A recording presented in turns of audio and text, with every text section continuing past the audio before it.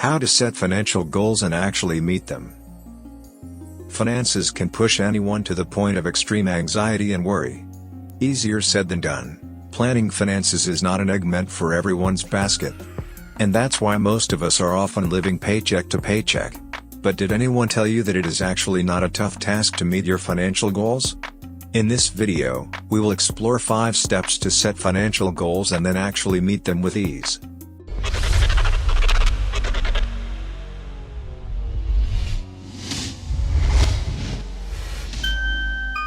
Welcome to CMTVten, where we share with you advice that will take you from the life you have to the life you deserve. If you are new here, consider subscribing so you don't miss other interesting videos like this one. 5 steps to set financial goals. Though setting financial goals might seem to be a daunting task, but if one has the will and clarity of thought, it is rather easy.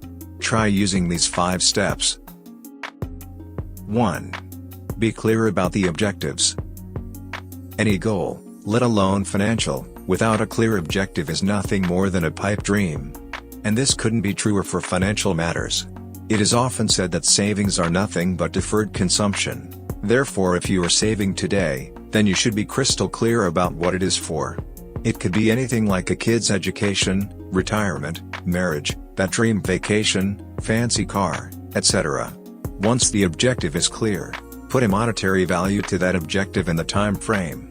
The important point at this step of goal setting is to list all the objectives, however small they may be, that you foresee in the future and put a value to it.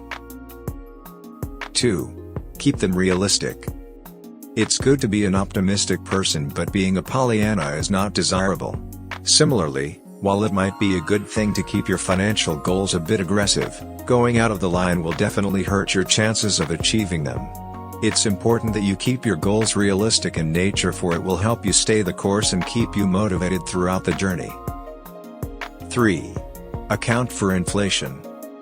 Ronald Reagan once said, "Inflation is as violent as a mugger, as frightening as an armed robber, and as deadly as a hitman."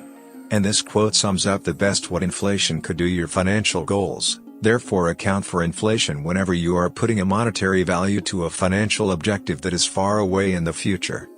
For example, if one of your financial goals is your son's college education, which is 15 years hence, then inflation would increase the monetary burden by more than 50% if inflation is mere 3%. So always account for inflation. 4. Short-term versus long-term. Just like every calorie is not the same, the approach towards achieving every financial goal will not be the same. It is important to bifurcate goals in the short term and long term. As a rule of thumb, any financial goal, which is due in the next 3 years, should be termed as a short-term goal. Any longer duration goals are to be classified as long-term goals. This bifurcation of goals into short-term versus long-term will help in choosing the right investment instrument to achieve them. More on this later when we talk about how to achieve financial goals. 5. To each to his own. The journey of setting financial goals is an individualistic affair, that is, your goals are your own goals and are determined by your want to achieve them. A lot of times we get on the bandwagon of goal setting only to realize later on that it was not meant for us. It is important that your goals are actually your goals and not inspired by someone else. Take a hard look at this step at all the goals you've set for after this step. You will be on the way to achieve them. By now, you would be ready with your financial goals. Now it's time to go all out and achieve them. Thank you for spending some time with us. Make sure to like and subscribe so you never miss another video.